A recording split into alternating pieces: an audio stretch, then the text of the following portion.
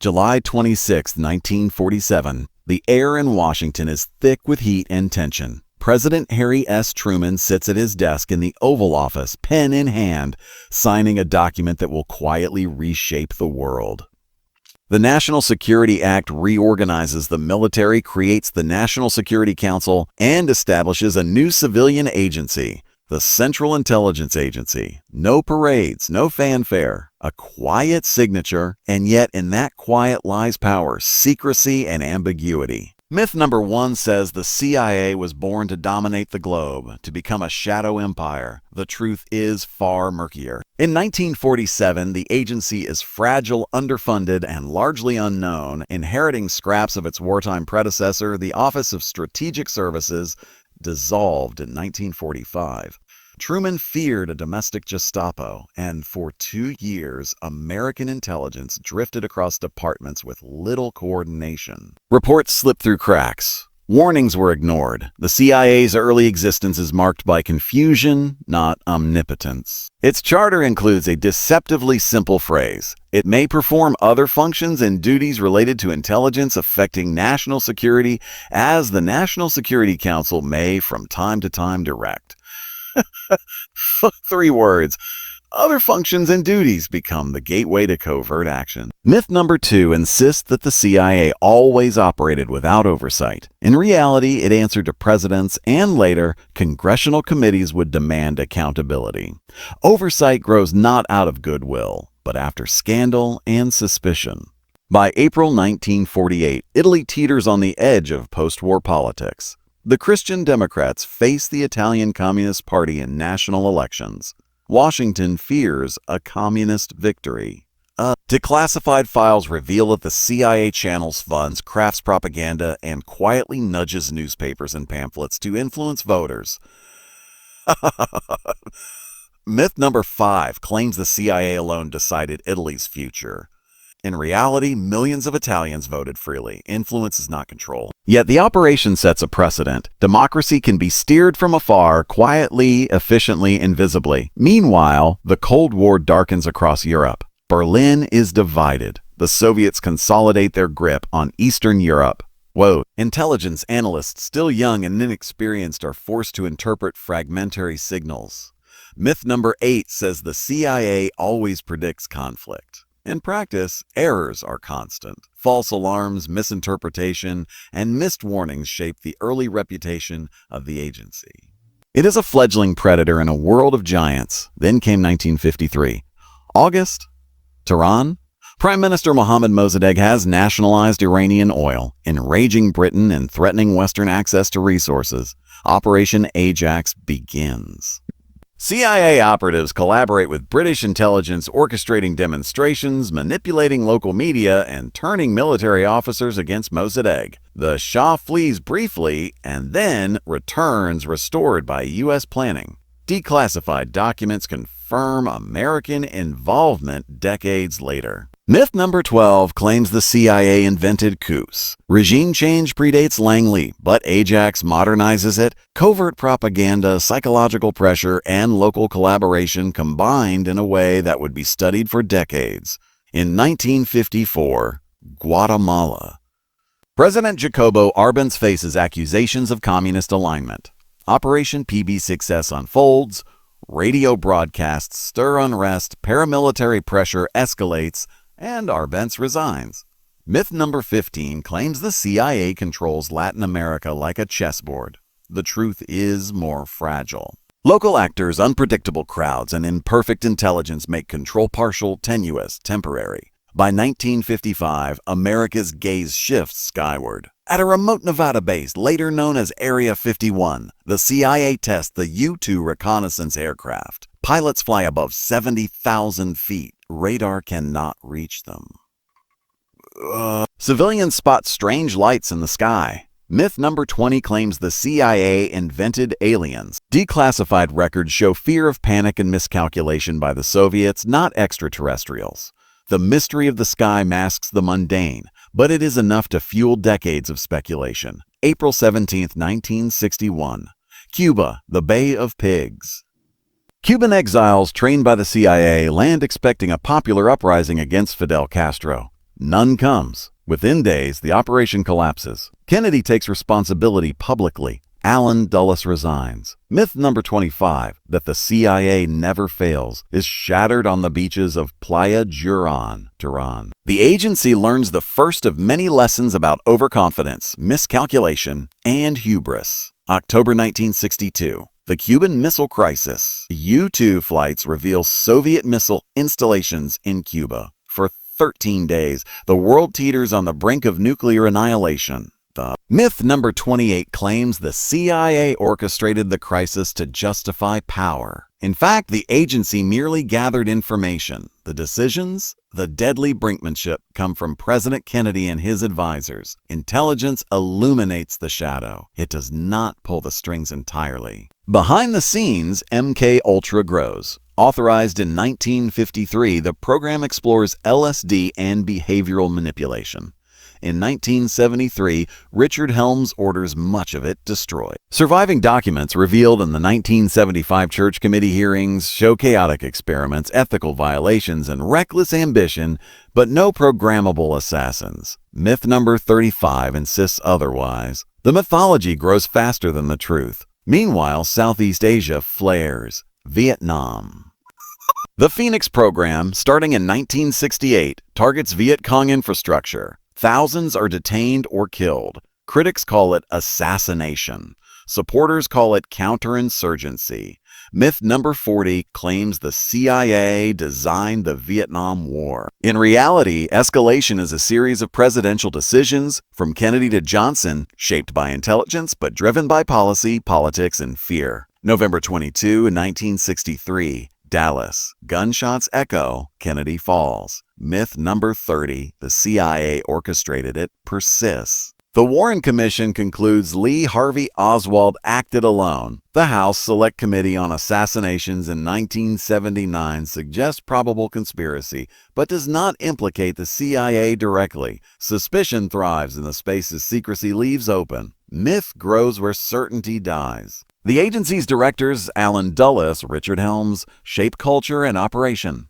Each leaves a mark: bureaucracy, paranoia, ambition. Myth number 42 claims the CIA is a single mind. In truth, it is thousands of analysts, operatives, technicians, competing and cooperating, often failing, sometimes succeeding, always hidden from public view. By 1963, the CIA is still young. The world is shifting beneath its feet. Latin America, the Middle East, Southeast Asia, the skies above Nevada, all reveal the limits of influence, the cost of miscalculation, the lure of secrecy. 100 myths have not yet been counted, but they already gather in shadows. The agency as puppeteer, the agency as assassin, the agency as omnipotent, the agency as invisible hand. The myth of the CIA is already larger than the agency itself, and yet history is far from finished. The CIA, now matured into a sprawling organism of secrecy, intelligence, and covert ambition, moved through the world as an unseen actor, shaping events in ways that were often impossible to trace and impossible to prove. In Southeast Asia, the jungles of Vietnam and the hills of Laos became laboratories for a new type of warfare, one in which shadows mattered more than bullets and signals mattered more than strategy. Operatives trained local militias, infiltrated villages, and orchestrated programs designed to dismantle insurgent networks. The Phoenix program spread across South Vietnam like a ghost, targeting Viet Cong infrastructure, detaining thousands, eliminating suspected operatives, destabilizing communities, and leaving a trail of rumor, myth, and horror. Some called it assassination. Others insisted it was counterinsurgency. Myth number 41 claimed the CIA controlled the war itself, dictating the movements of armies and the outcomes of battles, yet history showed something far more complex. Presidential decisions, Kennedy, Johnson, and later Nixon, determined troop deployments, rules of engagement, and strategic priorities. Intelligence was critical, but it was never the commander-in-chief. The agency illuminated the battlefield but did not own it, and the lessons of overreach, failure and unintended consequences would haunt it for decades. Across the Ho Chi Minh Trail, the agency ran paramilitary operations into Laos, training Yi Hmong fighters in remote encampments, supplying weapons and funds, and coordinating airstrikes in a labyrinth of jungle that few outsiders could penetrate. Field officers often relied on local knowledge, informants whose loyalty could not be guaranteed, and complex alliances that could shift overnight. Myth number 42 claimed that every operation succeeded, that every rebellion could be engineered, every village influenced. The truth was more fractured. Failure and improvisation were constant companions, and success could be measured only in small, often temporary victories. The shadows of these covert campaigns spread across mountains and rivers, shaping the lives of civilians, soldiers, and rebels alike, while the world above remained largely unaware. The agency's reach was never limited to battlefields. At home, the 1970s brought scrutiny, exposure, and a confrontation with legality. The Church Committee revealed assassination plots targeting foreign leaders, operations that stretched from Cuba to Congo to Vietnam, domestic surveillance programs aimed at dissidents, and experiments that had violated ethical boundaries. The public watched in disbelief, confronted with the reality of an organization that had acted in darkness for decades, its existence intertwined with myth. Project MKUltra emerged as a symbol of this shadowed ambition, a program of behavioral experimentation, LSD trials, and psychological manipulation conducted on unsuspecting human subjects. Files destroyed on the orders of Richard Helms in 1973 left gaps in understanding, fueling speculation that reached the level of conspiracy. Myth number 45 insisted that MKUltra created programmable assassins. Surviving records suggested nothing so precise, but the aura of secret power and human experimentation hardened a legend that continues to grow. In the Middle East, the fall of the Shah of Iran and the rise of Ayatollah Khomeini turned Washington's assumptions on their head. The CIA had monitored the Shah, analyzed his vulnerabilities, and followed the revolutions in Tehran with a mix of urgency and confusion. When revolutionaries stormed the American embassy, taking 52 hostages, intelligence assessments had misjudged the speed and intensity of the uprising. Myth number 46 suggested that the CIA orchestrated or anticipated every twist of the revolution. In truth, it had neither foresight nor control. The agency observed, recorded, reported, and occasionally advised, but it could not alter the tides of history alone. In the aftermath, hostages endured more than a year of captivity, a crisis that highlighted both the limits of intelligence and the perils of miscalculation. The Cold War expanded, sending the agency into Afghanistan to support anti-Soviet forces, the Mujahideen, in a theater of clandestine war that left few visible traces. Weapons, training, intelligence networks, and funding flowed through secret channels, yet alliances were fragile, loyalties uncertain, and outcomes unpredictable. Myth number 47 insisted that the CIA controlled every victory against the Soviets. The truth was far messier. These interventions, intended to shape outcomes, became seeds of future complexity, echoing decades later in ways analysts had not foreseen. Meanwhile, the Iran-Contra affair entangled the agency in a web of arms transfers to Iran and covert support for Contra rebels in Nicaragua. Investigations revealed an intricate tangle of authority, compartmentalized operations, and political maneuvering. Myth number 48 suggested that the CIA operated alone, yet every act existed within a network of executive orders, National Security Council approvals, and competing political agendas. As the Berlin Wall fell and the Soviet Union collapsed, the mythology surrounding the agency swelled. Myth number 49 claimed that the CIA had toppled the empire through intelligence and covert operations alone. Declassified assessments revealed a more nuanced reality: economic stagnation, nationalist movements, systemic weakness, and Gorbachev's reforms drove collapse. The CIA observed, analyzed, and reported, but the forces reshaping the world were far larger than any agent. Yet the internal narrative persisted. Every revolution, every unexpected political collapse seemed filtered through the lens of Langley, reinforcing the mystique of omnipotence even when reality was more chaotic.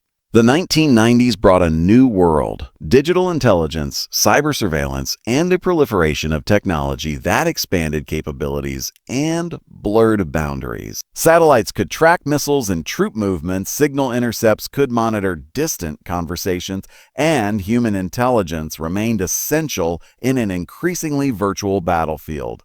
Myth number 50 insisted that the CIA could see everything, know everything, control everything. Analysts knew better. Intelligence is always incomplete, interpretations always contested, and predictions inevitably fallible. The agency became both more capable and more entangled as new global crises, regional conflicts, and emergent threats tested its limits. September 11, 2001 arrived like a thunderclap that shattered assumptions. 4 coordinated attacks killed nearly 3,000 Americans. Myth number 51 suggested that the CIA had foreseen every detail, orchestrated preemptive responses, or allowed events to unfold deliberately. The 9/11 Commission report later described missed warnings, intelligence gaps, and miscommunications, but attributed the attacks to al-Qaeda, not American operatives. In the aftermath, the agency expanded counterterrorism operations, establishing overseas detention sites, using enhanced interrogation techniques, and coordinating with allies and other agencies. Myth number 52 insisted that torture was codified, unchanging policy. In practice, techniques shifted under political and legal scrutiny, reflecting a reality of adaptation, not conspiracy. The Iraq War further tested the agency's credibility. Claims of weapons of mass destruction justified invasion, yet post-war investigations revealed flawed intelligence, incomplete sources, and analytic errors. Myth number 53 suggested deliberate fabrication, yet reviews indicated that errors, biases, and misinterpretations drove assessments. Intelligence did not dictate the war, but it became inseparable from public perception, fueling doubt, suspicion, and legend. Meanwhile, Area 51 and the UFO phenomenon captured the public imagination. iNews. The CIA's U-2 program, later declassified, had inspired many sightings, while redactions and secrecy fueled speculation. Myth number 54 insisted that extraterrestrial bodies were stored underground, the apex of hidden knowledge. Documents reveal only high-altitude reconnaissance, Cold War fear, and concern over Soviet misinterpretation. Yet the shadows of secrecy, the absence of clarity, and the blacked-out lines in reports allow imagination to fill gaps, reinforcing the myth of infinite agency omniscience. Across decades, directors Alan Dulles, Richard Helms, William Colby, George H.W. Bush, William Casey, George Tenet shaped culture, priorities, and methodology. Each era brings new technology, new crises, new conflicts, yet the myths endure. Omnipotence, omniscience, omnipresence, all are projected onto the agency, even as internal records tell a story of bureaucratic struggle, human error, and imperfect foresight.